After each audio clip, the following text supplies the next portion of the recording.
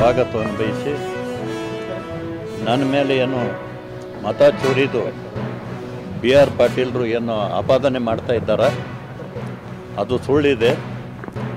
ಇವತ್ತು ಇಲ್ಲಿ ಗುಲ್ಬರ್ಗ ಮನೆ ಒಂದು ರೇಡ್ ಮಾಡಿದ್ರು SITದವರು, ಅಲ್ಲಿ ಏನೂ ಸಿಗಲಿಲ್ಲ.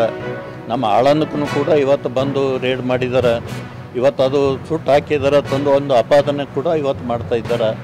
ಈಗ ದೀಪಾವಳಿ ಹಬ್ಬ ಎಲ್ಲರ ಮನೆಯಲ್ಲಿ ಕ್ಲೀನ್ ಮಾಡ್ತಾರೆ, ಆ ಥರ ಆಳುಗಳು ಕ್ಲೀನ್ ಮಾಡಿದ್ದಾರೆ. ಏನು ಕಚರ ಪಟ್ಟಿ ಇದ್ದು ಸುಟ್ಟಿದ್ದಾರೆ.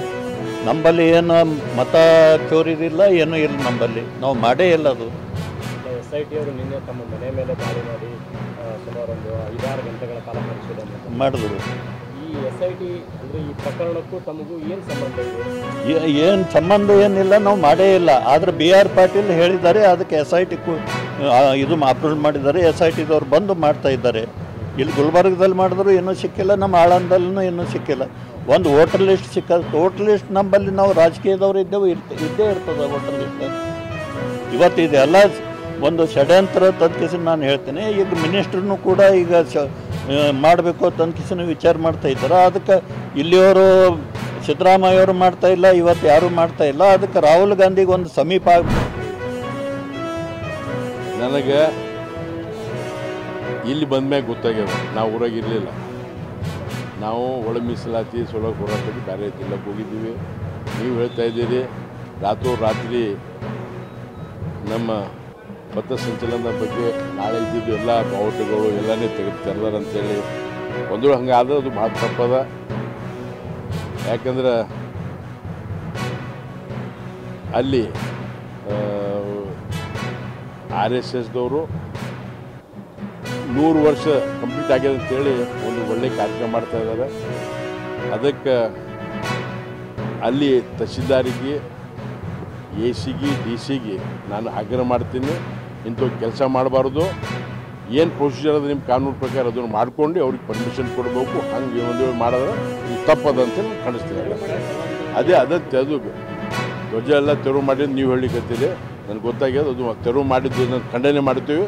ಅದು ತಪ್ಪು ಮಾಡ್ಯಾರ, ಹಂಗೆ ಮಾಡಬಾರ್ದು. ನಾಳೆ ಯಾವ ಚಿತ್ತಾಪುರ ಕಾನ್ಸ್ಟಿಟ್ಯೂನ್ಸಿ ಮತ್ತು ಯಾರ್ದದ ಅವರು ಎಲ್ಲರದೇ ಒಂದು ಕಡ್ಡಿ ಆಗ್ಯಾರ.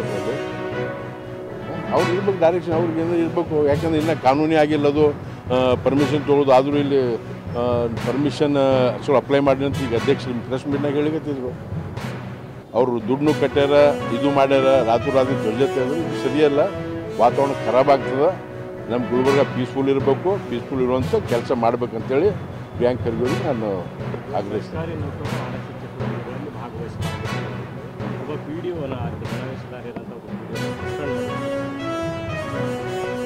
ಇದು ಏನಂತಾರಂದ್ರೆ ಇಂಗ್ಲೀಷ್ದಾಗ ಅಂತೀವಿ ಫೋಬಿಯಾ ಟು RSS.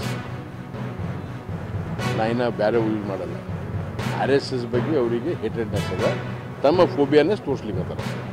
ಅವ ಸಸ್ಪೆಂಡ್ ಆದ್ರೆ ಹೋಗ್ತಾನೆ ಕೋರ್ಟಿಗೆ, ಅವ ಇನ್ಸ್ಟೇಟ್ ಆಗ್ತಾನೆ. ಆದರೆ ಆ ಮಂದಿಗೆ ನೋವಿಸ್ದಂಗೆ ಆಗ್ತದೆ. ಇಂಥ ಕೆಲಸ ಆಗ್ಬಾರ್ದು. ಯಾಕೆಂದ್ರೆ ಇಲ್ಲಿ RSSದಾಗ ಇರೋರು ಭಾಳ middle class family, lower middle class family, ಬಡತನದಿಂದ ಬಂದವರು. ಒಬ್ಬವನಿಗೆ ಹಿಂಗೆ ಸಸ್ಪೆಂಡ್ ಮಾಡಿದ್ರೆ ಕೋಟ್ಯಾಂತರ ಜನರಿಗೆ ನೋವಾಗ್ತದೆ. ಅದು ನೋವು ಮಾಗುವಂಥ ಕೆಲಸ ಮಾಡಬಾರ್ದು. ಮಂದಿರ ತೋಡ್ ಮಸ್ಜಿದ್ ತೋಡ್ ಪರ್ ಕಿಸಿಗ ದಿಲ್ ಮತ್ ತೋಡ್ ಅಂತ ಫಾಲೋ ಮಾಡ್ತಾರೆ.